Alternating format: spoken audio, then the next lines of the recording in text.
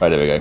Paths that all lead to the one hole on the map. Wait, yeah, because there's the other one that this guy made that was like the Temple of One Mini, where it's everything just slightly smaller. That's such a bitch to get through. And now I remember how annoying this is. Why did I download this one? Yeah, but I just realised that I got all the field of view and everything up, so the distance between the actual camera and the ball and everything else is really small.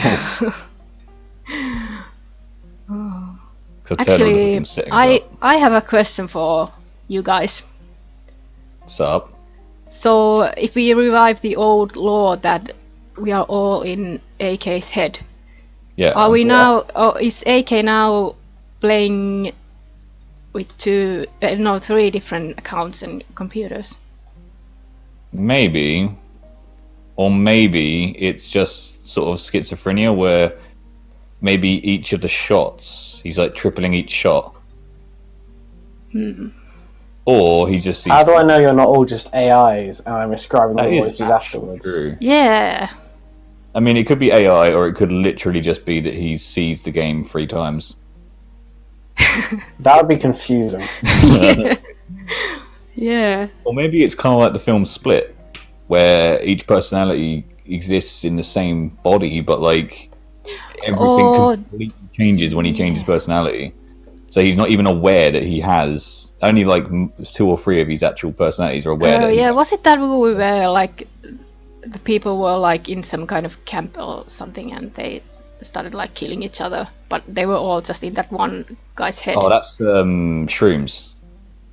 That's a different film. I watched it last weekend. Shrooms. It's James McAvoy being a crazy person. Okay. Very good. See, I know it's a well-respected and people like the film, but I didn't really think much of it, to be honest. Like, I know it was better than most of the Shyamalan films that he's made recently. Like, yeah, I know, Shyamalan. He doesn't deserve my actual pronunciation. But, like, it's better than some of the other films he's done, but it's not great. It's only good if you think of it as one of his films. To me, anyway. Like, I didn't think much of it. Yeah. I mean, the twist where, like, you know, the ending is... You always wait... No, I'm not saying it. I'm just saying that every film that he's ever done, you're expecting a twist, which, in my opinion, kind of ruins it. I see. Because you spend the entire film trying to work out what a twist is. Where the twist is. I didn't do that. So, last weekend we watched both Split and Untouchable. Untouchable's a good film. Yeah, Untouchable was really good, and I didn't see that twist coming, and it was really good. I knew what the twist for Split was going into it, but it was still a good film. I mean, Glass isn't done very well, like critically. I've not seen that yet. I've seen most of it. I haven't seen all of it because I couldn't really get through it, to be honest. Like, it was a good film, and it was well, like the way they combined the 3 different characters from the different films worked well within the film. But it kind of boiled down to the same sort of thing as like Unbreakable. Unbreakable, really, really good film. Like, even without the twist, it's such a well-made film. Like, it's one of the best. But it still comes down to he has one of the most ridiculous weaknesses possible that makes him so easy to beat. Like, I'm obviously not gonna say it. I know it's an old film, but like his weakness is so ridiculously stupid. It's not like an alien rock from another planet, like that come down to Earth on a meteorite, like kryptonite. It's such a universally easy, accessible weakness. Yeah. So it's so easy. Like with Split, it's different because other than one of his other personalities regaining control, there's not a lot you can do to stop his final form. Obviously, not going to say spoilers, but his final form's pretty unstoppable. Like, that's true. Actual heavy munitions or tricking him into one of his other personalities. You can't really... But then you got Untouchable. Bruce Willis' character, he can be killed with the most minuscule amount of effort. It's so easy to stop him. Have you watched the series called, I think it's in English, The Sinner? No, but it rings a bell. It's fairly new. Jessica Biel is in the first season as kind of the main. Yeah. Yeah, I'm currently watching the second season. It feels kind of good series because it's kind of the mystery one that like no one knows what really happens, and you just have what type of series kind of thing is it? Like crime. Crime. Oh, okay. Yeah. Okay. Yeah, like in the first season, the Jessica Biel's character like kills a man at the beach, like all of a sudden, like she just kind of snaps, and then they start like figuring out why she did it, and she had like no memory of like from a couple of years. And yeah, she kind of slowly starts to remember what happens, and it really just like they solve the whole thing like just in the last episode. And I mean, I could watch that. That sounds quite interesting.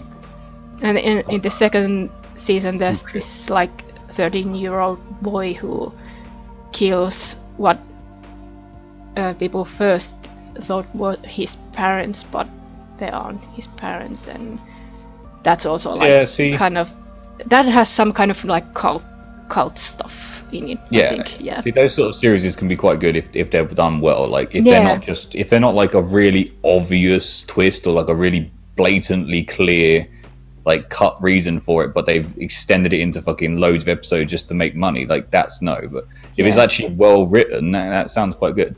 Yeah, it kind of reminded me of that one series. I don't remember the name at all, but it has like Ryan Phillip. I don't know who that is. Who used to, at least used to be married with Reese Witherspoon, I think. But he plays like the father of the family, and their son gets killed, and that whole series is like about figuring out who actually killed the son, and it was also like that kind of like mystery stuff where you just kind of have to like solve it. Yeah, see, I've been kind of struggling to find series that I can actually get into at the moment. I've been kind of floating in between different shows, and everything I watch just isn't clicking for me at the moment, no matter what it is, whether it's horror or comedy or anything. Like nothing I'm watching at the moment really seems to have any appeal. It's kind of getting annoying. Yeah, for me too. It isn't really that many series. I like just like American Horror Story or Westworld, but some of them just they click. Like you watch a couple episodes and you're like, oh, I need to watch the next one. This is really good, like bingeable. Like, and then others that everyone in the whole world thinks is the best series ever, I can watch it and be like, not really feeling it. Yeah, like one series that was really disappointing was Under the Dome. Like, oh god, yeah. No, the first season was like the first season was watchable, but then it just went like too weird.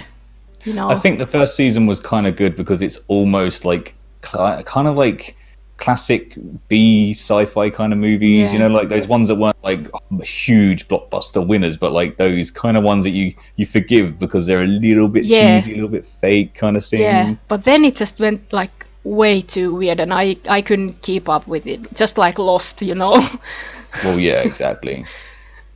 But there's series that I ran out of time just at the end. Yeah, I didn't even make it. I couldn't even get past the first bit. Same. But yeah, nothing I'm watching. Like, for the first time ever, I actually watched the British version of The Office literally yesterday and today. Wow. And because I'm a bad English person, apparently. The Finnish version is actually pretty good. I can see why the American version would be good, but personally, I wouldn't really rate the English one that much. I've not seen the English version, but that's because I'm not a fan of cringe humour, and I know it's got Ricky Gervais in it. Yeah, that is literally the reason I wouldn't rate it. I actually don't mind the series. It's a bit weird, it's a bit like dumb in places, but it literally, I can't stand Ricky Gervais. If it had someone else, like even with Steve, I can't remember his fucking name, the guy in the American Office. That's it, yeah. Like, if I could probably get on with that show, but I'm like, people rate the English one as being really, really good, but there's a reason why it only got 2 seasons. Yeah, but there's a reason it only got 2 seasons, and the American one got 5 seasons. I mean, come on. I don't think I've actually watched the American one. I've watched like random episodes of the British one. I've seen so many fucking videos of it, like, because it's the most memed series ever. Like, well, there's so many gifs and memes of the American one. Yeah, I've seen none those. Of the British one. Also, this whole fucking sucks. Yeah, I know. Yeah. You need like just enough power to get around. Yeah, exactly where you are now. Yeah. But no, the English one, honestly, it's unpopular opinion because I know so many people that love it, but I didn't rate it. It was not that good. I know it's a fake documentary kind of thing, but it's not. Yeah. It just wasn't for me. It's not my kind of comedy. Yeah, I just remember watching it like a long time ago. I've seen mockumentaries before. They did 2012 and then W18, which were both sort of follow-ons from the same series of shambolically run corporations, and those were good. I really enjoyed those, but they weren't so much as cringy as The Office I've imagined would be with Ricky Gervais and stuff. Ricky Gervais is a very specific kind of comedy. Like, he has a very specific niche like market for his jokes. Even his stand-up stuff, it's very similar, and like, fair enough, a lot of people like it, but personally I think he's, the way his comedy is, he might be the nicest guy ever, but I just find his comedy so, it's not even dry, it's like, I don't know, it's just too simple, it's too obvious, or it is literally under the cringe factor. Like, it's funny because it's a little bit cringy, it's a little bit weird, it's a bit awkward, and it's not my kind of thing. I find the guy really annoying, to be honest. And the show itself, even without him, wasn't that great for me, anyway. Wasn't he in that movie about like kind of like the alternative universe where people can't lie, and then he's like the only person who learns to lie and starts to like succeed? I have never heard of that movie. That honestly sounds like the kind of crap he would do. It was a good movie. I mean, I even hated him in Family Guy and Simpsons in his cameo episodes because he made the show. He didn't fit. Like, his really off the cuff kind of awkward. He's funny because he's a bit weird. He's a bit kind of eccentric. Like, that just didn't work. It's weird. I think in Family Guy he played a dolphin that Peter saved, and like he moves in with them, and it's so bad. And I think in Simpsons he's just one of the guys. I think Simpsons might be the wife swap one, which is I think the one where Homer and Nat do the wife swap, and he's like the really sensitive, nice guy who plays the guitar and sings, but his wife's a stuck-up bitch. And I don't know. He's just not my kind of person. I don't mind Stephen Merchant, the guy who works with a lot. Stephen Merchant is really good. I really like Stephen Merchant. I have no idea who he is. He plays Wheatley in Portal 2. Yes, he was really good. Have you seen Hot Fuzz? Yeah. He's in Hot Fuzz. Of course, I've seen seconds. Hot Fuzz. He's one of the detectives at the start. Yeah. Also, he's isn't he also like the annoying one? Mr. P whatever it is, P.I. Staker. Isn't he also He might be. I think that's Stephen Merchant as well. You know, the one who's like Piss Taker. Yeah, thinks they're doing a fucking joke, and it's actually like that's actually his name. Yeah. He's missing the swan. I'm sure that might be him again. But yeah, he's been in a few other things. Run, Fat Boy, Run. He's in that. He's the guy that Simon Pegg replaces in the marathon. I think I've seen that too. Yeah. He's been in lots of stuff, but mainly he's normally the kind of cameoed side gig, and it's normally in stuff that's made by the similar people to Ricky Gervais and that. I like to watch like Simon Pegg stuff. Oh, Simon Pegg's awesome. Yeah, it's all really good. It doesn't matter what Simon Pegg's in, he's always cool. Yeah. Like, Spaced is one of my favourite series. Like, Spaced was so good. Yeah, I watched it online only about maybe 5 years ago, the first time, because I don't remember it here. I didn't watch it when it first aired. Obviously, I was like barely even a teenager then, but I watched it a lot recently as well. But I didn't catch it till I was like 17, 18 anyway. It was on like one of the repeat kind of things. But I like it, especially the episode with the Resident Evil where he plays so much that he starts hallucinating fucking zombies in his flat. So good. Yeah. And then, or like where he repeatedly drowns Lara Croft because he's angry. And when they went to do the paintball stuff. Oh god, fun. Yeah. Also, what's his name? The courier, like one of my favourite characters. It's something. The ecstasy drug addict fucking club guy that. Oh fuck's sake! He's just such a. Oh man. What's his name?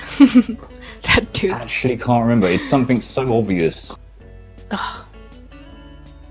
Oh, I'm gonna have to Google that. That's gonna bug me. It's gonna be something really stupid like Scooter or something. It's one of those kind of obvious names. Spaced TV show. I mean, not just that. Like Edgar Wright. I mean, Edgar Wright. Everything Edgar Wright does is fucking awesome. He's an amazing director. His name.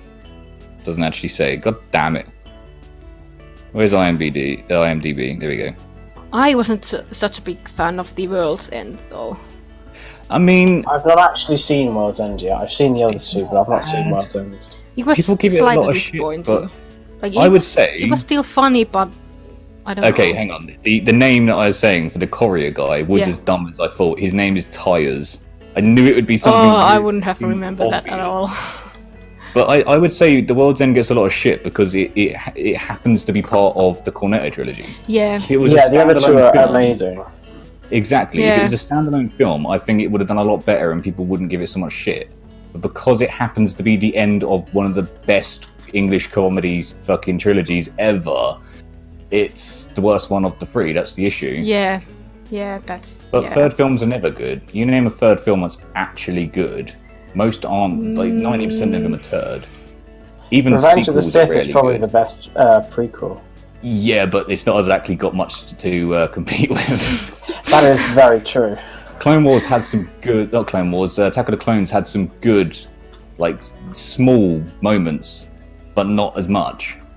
Because I mean, like the Count Dooku fight was pretty cool, and Yoda fighting for the first time also pretty awesome. But, yeah, Attack of the Clones suffers from the fact that it has the Anakin love storyline shoehorned in. The rest of it's quite good, but that bit is so bad. I have a really bad Star Wars fan confession.